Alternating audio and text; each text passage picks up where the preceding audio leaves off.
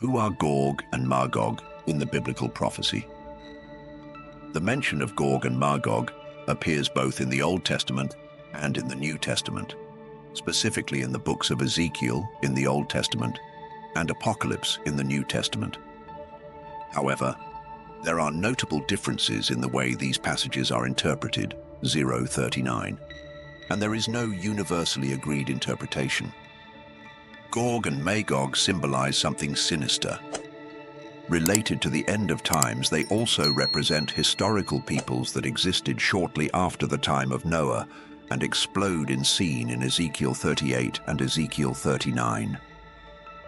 Gog and Magog in the Old Testament, reading the book of Ezekiel, it may be difficult to differentiate which visions belong to the situation of Israel during the context of the book, and which foretold events that would come at the end of time, and which are in both categories.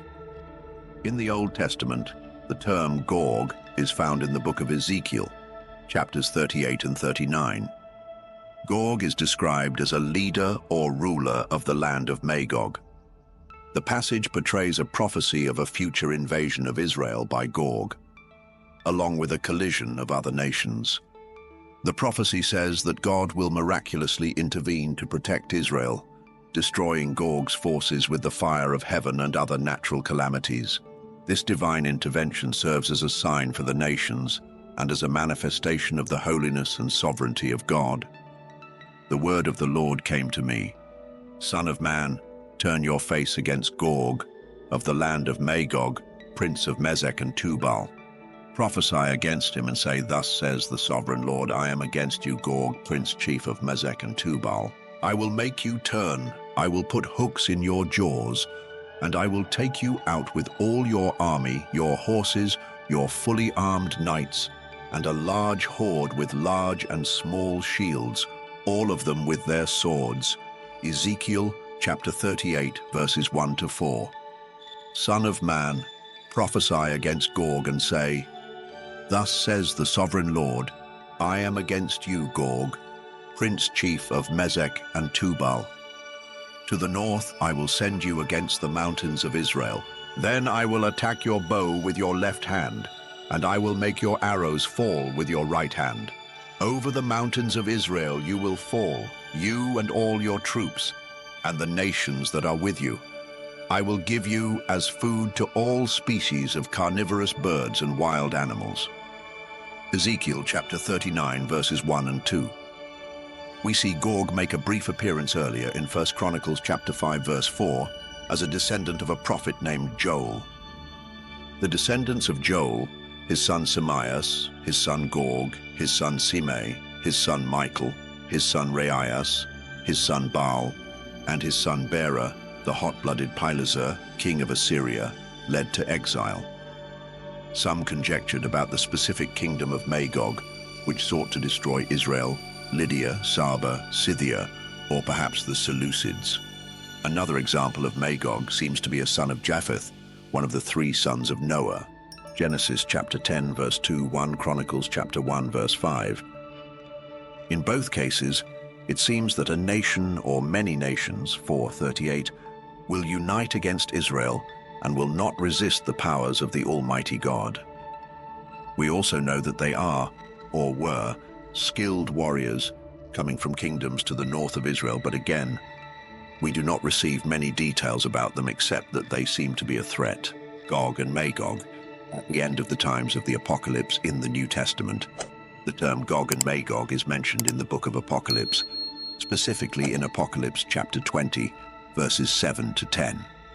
Here, Gog and Magog are mentioned in the context of the final battle at the end of the world.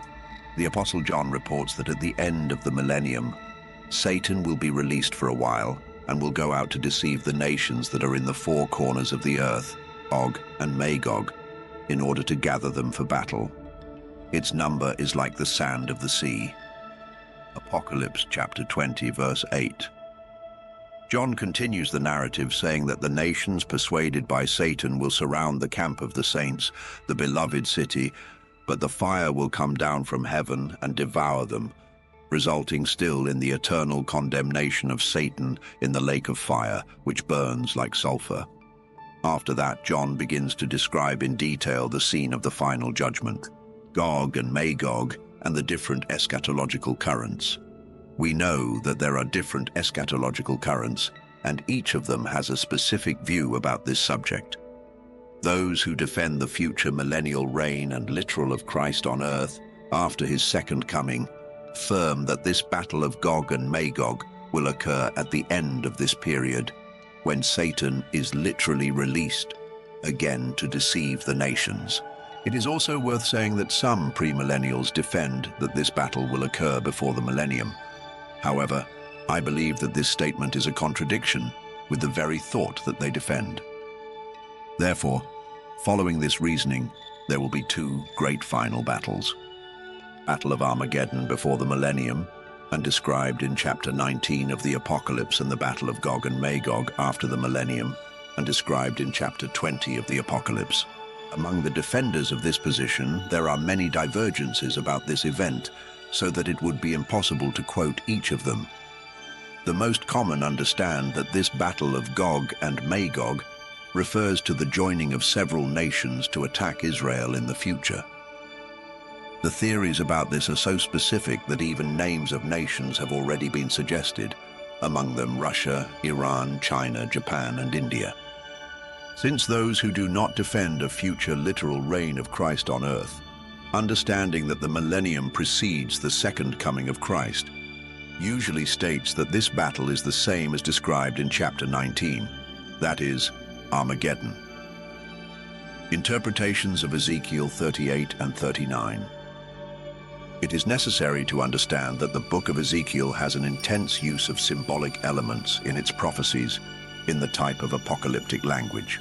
The chapters 38 and 39 of the book of Ezekiel, which are clearly prophetic, really have some interpretation difficulties. Scholars share different opinions. Perhaps one of the best-known theories is the one that identifies Mezek Tubal as the Russian cities of Moscow and Tobolsk, and the Prince of Rus, quoted in verse 2, as the Prince of Russia. That is, Gog would be the Russian commander who will attack Israel in the future.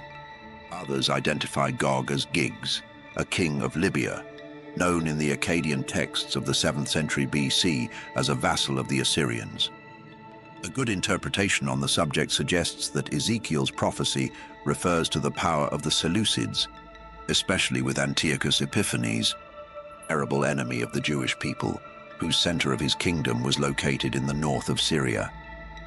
To the north, the domain of the Seleucids included Mezek Tobal, districts of Asia Minor. According to this interpretation, the persecution imposed by Gog and Magog refers to Ezekiel, the harsh persecution imposed by the ruler of Syria, Antiochus Epiphanes, under the people of God. Ezekiel also refers in general to the final battle against the people of God, so that what happened to Antiochus Epiphanes typifies an even greater persecution, as the text itself states that this army would rise at the end of the days. Ezekiel chapter 38 verse 8. The role of Gog and Magog in the Apocalypse. The expression Gog and Magog refers to the final attack of the anti-Christian forces led by Satan against the Church of Christ. John identifies Gog and Magog as the nations that are in the four corners of the earth, that is, it is not a specific nation, but the totality of the world, that is, the persecution of the world iniquity against the church. John highlights that the army of this battle is very numerous, as much as the sand of the sea. In the days of the government of Antiochus Epiphanes, the people of Israel seemed defenseless before the power of the Syrian army.